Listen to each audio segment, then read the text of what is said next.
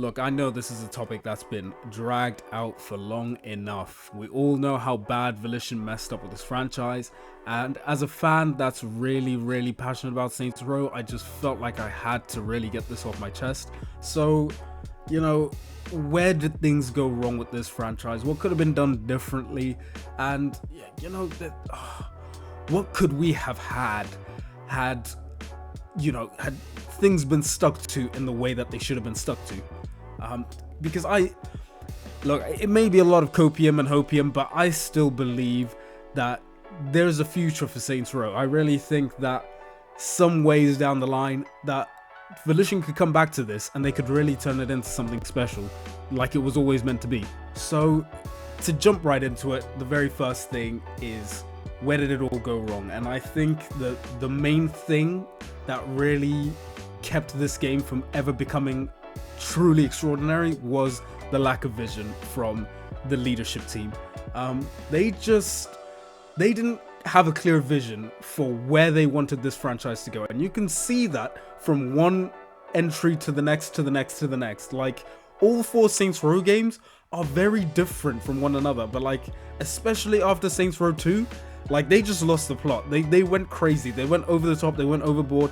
They made certain decisions. Now, of course, I know that when it comes to these games, you're either in one of two camps. You know, you either like the originals, the first two games, or you like the pivot, like after Saints Row 3 and onwards, where everything just became a bit weird and wacky. Like, I can see why people like those games, but I will admit my bias immediately in that I preferred the first two games when everything was still grounded in realism.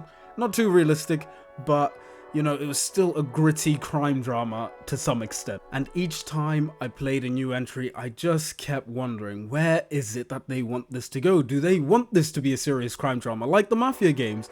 Or do they want it to be a comedic action series akin to the Fast and Furious movies? Or do they just want to be a direct competition, a direct competitor to the Grand Theft Auto franchise? I don't know. You don't know. The devs didn't know. Volition didn't frickin' know. And it shows when you just look at the trajectory of these games and the massive pivots they took. They were huge. Now, I have my own reasons for why I believe that the Saints Row franchise was simply at its best when they were sort of indirectly competing against GTA. And that's because this franchise had some serious hard-hitting moments. Like, it was one of those games that, although it was fun and stupid at times, it really made you think at times. It really made you feel things. Like when Carlos got killed, he got dragged through the street by one of the gangs, by one of your rival gangs. And when you came home and Aisha got beheaded, like that just straight up happens. And then when that dude's girlfriend from the Brotherhood, he runs her over with a monster truck. Like, you don't see those types of things happen in the later games that happened in the earlier games. Now, I'm speaking about Saints Row 2 specifically here because that's my favorite game in the entire franchise. But it's moments like that which really make games memorable. Whereas when I played the subsequent games, you know, Saints Row 3, everybody was talking about the dildo bat. Oh my god, the game has a dildo bat. It's so silly. It's so crazy. Oh my god, look at how quirky this is. It was kind of, in my opinion, it was just stupid. It was stupid kind of humor. It was toilet humor. I thought there's nothing really intelligent here. And then that one scene where you jump out of the plane and you're listening to Kanye West Power playing in the background and you're storming this penthouse building. That was cool. Now, I will give credit where credit is due. That was really cool. However, that's the only real memorable thing from that game. Now, of course, this is my opinion, and I know a lot of people are going to feel some type of way about me saying that, but that's just my opinion. I felt like those were the only two memorable things from Saints Row 3. Whereas Saints Row 2, it had a lot. Saints Row 1, it had a lot. Saints Row 4, I don't even want to talk about that. And the remake, I will talk about that, but my lord, does it pain me that I have to talk about that. So then I found myself asking, why the pivot? Why are we pivoting every new game?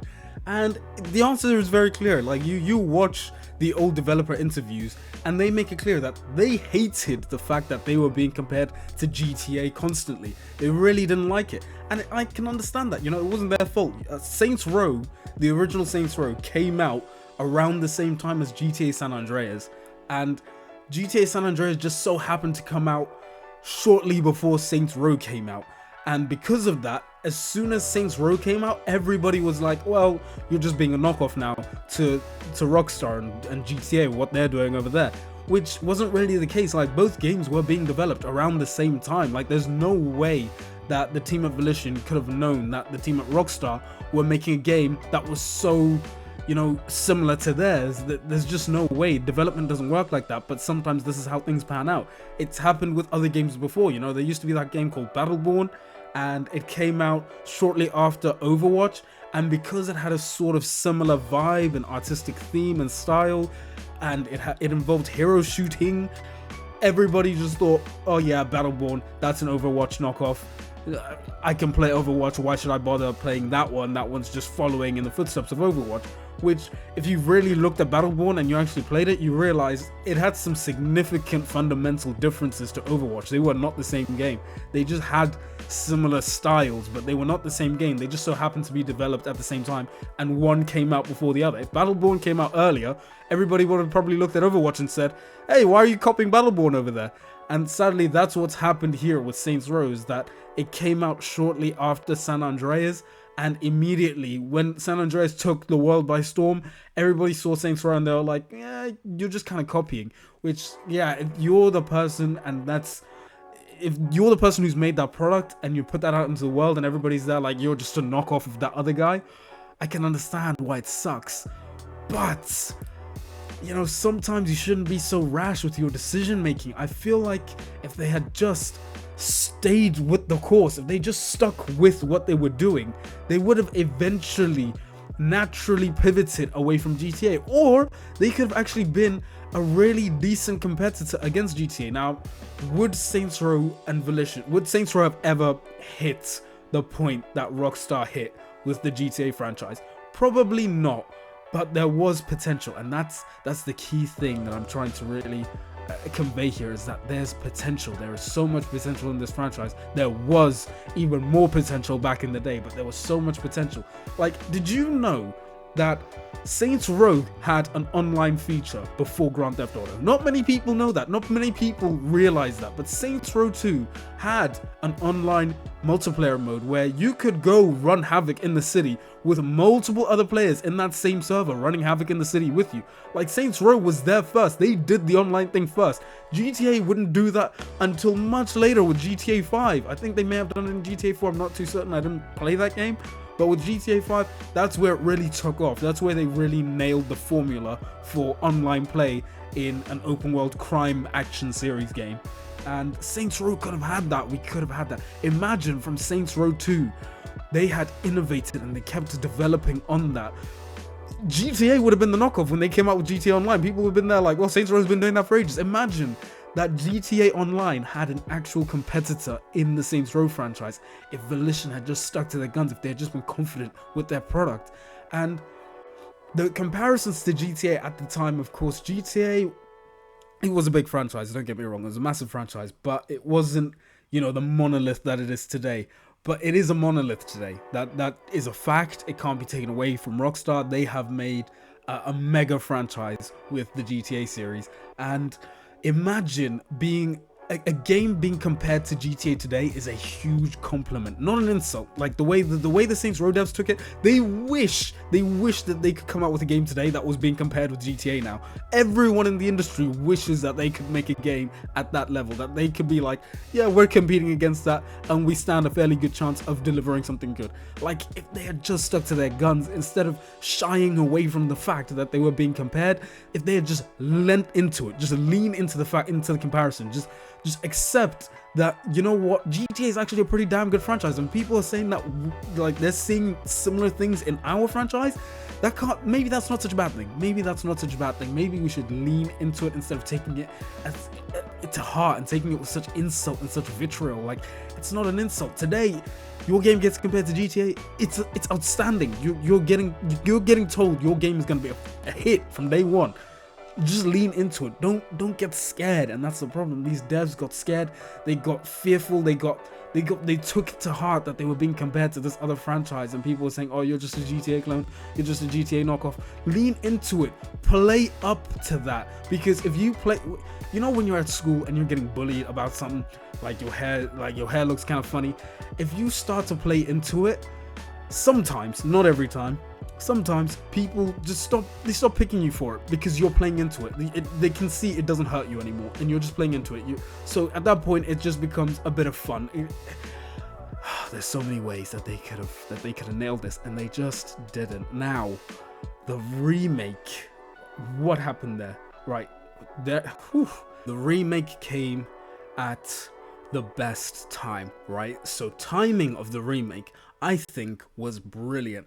You know, it was just at a point where people were starting to get tired of GTA. Like, GTA's been out for years, man. And GTA 6, the new trailers for GTA 6 hadn't dropped yet. People didn't even know if that was going to be a thing. So when they announced the remake, that was the perfect time to announce a new Saints Row. Now, the way they went about developing this game was just all kinds of wrong, and I think it's been spoken about at length on the internet. But in my opinion, I feel like when they released the remake, instead of releasing the remake, I feel like everybody said this, everybody's thought this, but that was the perfect time to remake or remaster Saints Row 2. Now, I know the issue is that, you know, the reason they can't remaster it is because they lost the source code, and firstly, that's so unprofessional. I have no idea how on earth, as a professional game development studio, you lose an entire base code to your game. It doesn't make any sense to me, but that's just the world we live in. They lost the source code for Saints Row 2. It's gone. Nobody can get their hands on it. So just put some effort and make a remake. Just remake it. You have the audio there. You don't even need to bring back the voice actors. You just need to contact those voice actors and say, hey, we want to use your voices again for the Saints Row 2 remake. We're gonna reuse them again. We'll cut you a quick little check on the side here, because you best believe they could have afforded it. They could have afforded to cut those voice actors a check for the remake, just to be like, hey, this is a little re-up. We're re-updating it, we're remaking it from the ground up, but we want to use the same voices and give it the same feel. Like we've seen, this is what makes me really mad, like we've seen with the Oblivion remaster.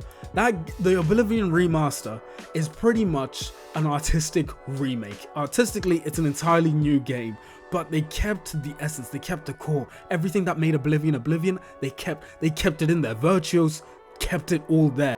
And I feel like if anyone can remake a Saints Row 2, you know, Virtuos might be the ones. So if anybody from Embracer ever listens to this, please keep an eye on that studio. Maybe think about it. If you ever want to come back to Saints Row and you really want to bring that franchise back to life, you've got to remake Saints Row 2. That's where you start. That's where the main core of your fan base is. It's in the Saints Row 2 games.